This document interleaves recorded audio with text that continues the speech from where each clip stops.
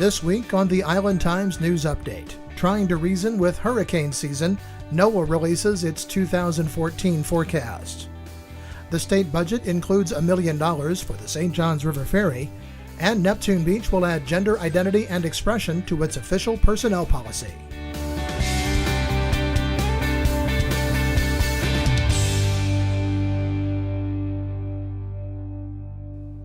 Welcome to the Island Times News Update. I'm Tom Patton. In its 2014 Atlantic hurricane season outlook issued Thursday, NOAA's Climate Prediction Center is forecasting a near to below normal season. The main driver of this year's outlook is the anticipated development of El Niño this summer.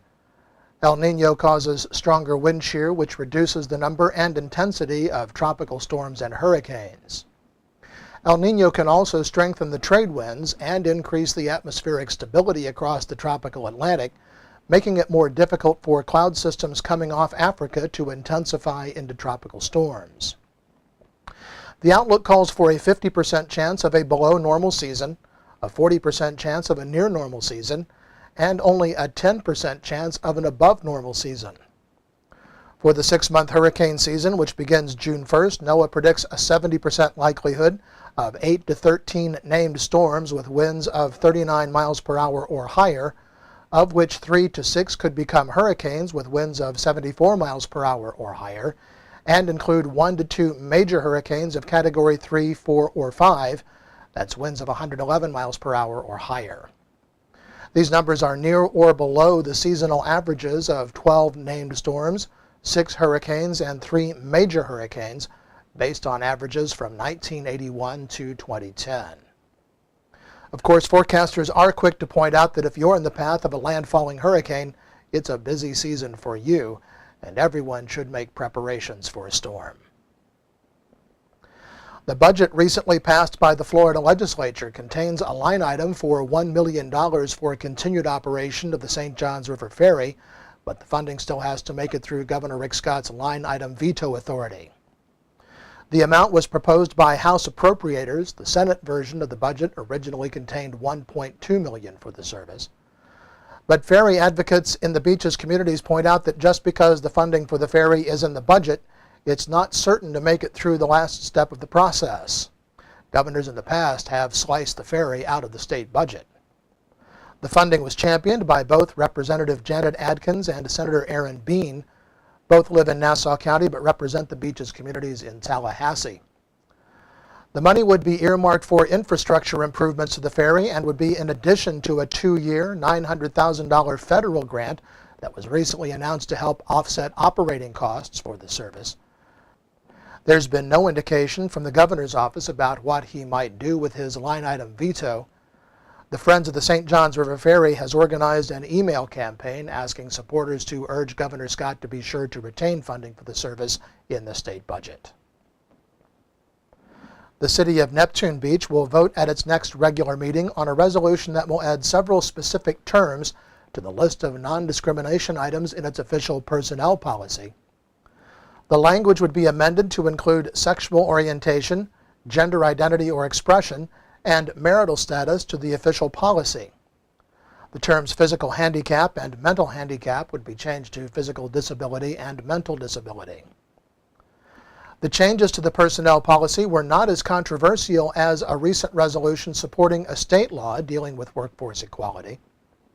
All members of the council said they would support moving this resolution forward to the June 2nd meeting, but Councilor Scott Wiley said he wanted to be clear that the resolution dealt only with the city's personnel policy and was not a human rights ordinance.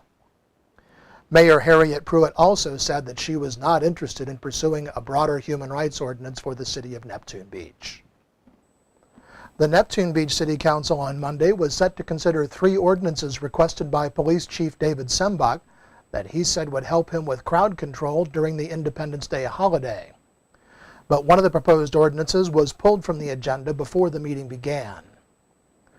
All 3 had been taken directly from the City of Jacksonville Code of Ordinances. They dealt with public profanity, refusal to disperse, and blocking the public right-of-way. The ordinance that was pulled dealt with public profanity, even though Police Chief Sembach said the city attorney had vetted all 3 ordinances and found them to be constitutional. Mayor Harriet Pruitt said the city does not have the financial means to defend itself against a First Amendment lawsuit, and she could foresee that the profanity ordinance might lead to such a lawsuit.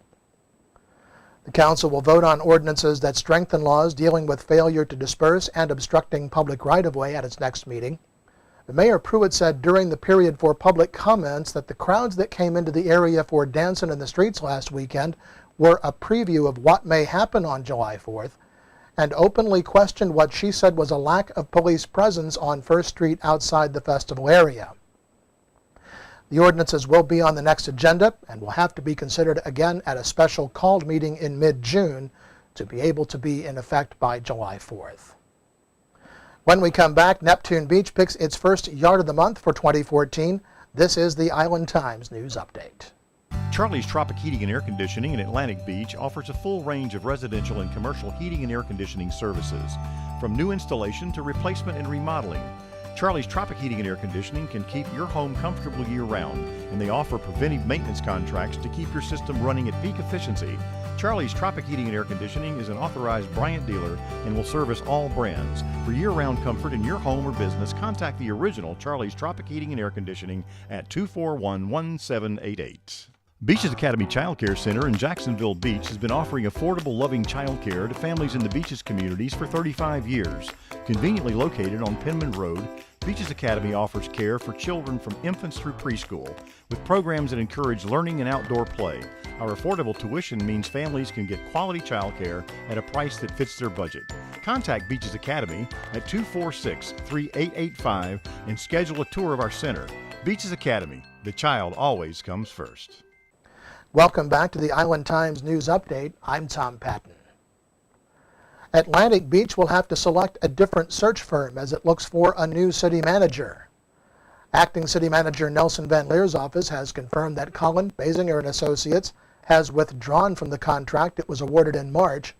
The commission will discuss selecting a new firm at a special called meeting Tuesday, May 28th. The first Neptune Beach Yard of the Month for 2014 has been awarded to Tom and Brenda Craywick of 525 2nd Street. Tom says his wife Brenda deserves the credit for the design and maintenance of the landscape, which features elements of xeriscaping to conserve water and natural native species which require less fertilizer and fewer pest control applications. The yard's worthy of a trip to see what can be achieved near the beach with smart choices. The award is presented by the Ishbrant Beautification Committee, a group of volunteer citizens who strive to beautify the city while educating citizens about making responsible plant choices. The Charter Review Commission, formed by the City of Atlantic Beach, will hold its first meeting May 29th at 5 p.m. in the Commission chambers. The Charter of Atlantic Beach has not been reviewed since 1993, and the Commission will be tasked with conducting a comprehensive review of the city's charter.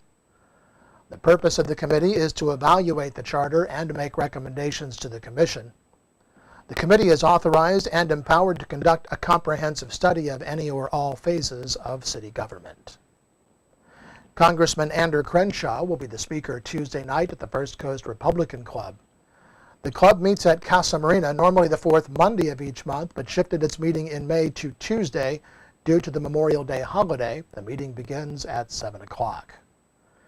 And of course, most city offices in the three beach communities will be closed on Monday in observance of the holiday, with things returning to normal hours on Tuesday. Never Quit returns to Jacksonville Beach Friday, May 30th and Saturday, May 31st. The event features a health expo, music, guest speakers, and athletic challenges on the beach and in the ocean. The National Weather Service says we can expect nice weather for the next few days, but there's a slight chance of showers every day from Sunday through midweek. The Island Times is always digital, always free at www.theislandtimes.com. Become a subscriber and get updates on news from the beaches communities delivered right to your email box. And don't forget to like us on Facebook. I'm Tom Patton. Thanks for watching.